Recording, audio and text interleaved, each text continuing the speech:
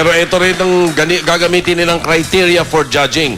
Yung belting power, Aha. dahil Beat It Baby ito, Ilang porsyento yun? 50%. Yung vocal gymnastics, Ilan? style at saka range, 20%. Aha.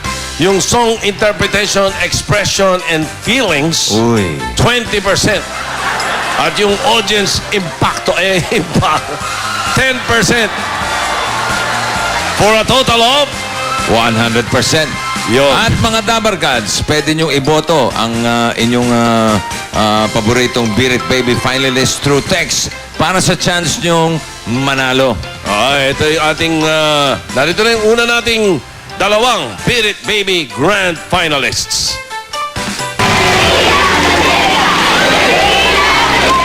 Gusto ko po ma-perfect lahat ng mali ko. Ang anak ko, mula nung mapakinggan kong kumanta yan, talagang ang support ako dyan, lahat binigay ko. Sana maintindihan mo ito, lahat ng ginagawa ko para sa'yo. Lagi mong isipin, miski stricto ako sa'yo, mahal na mahal kita.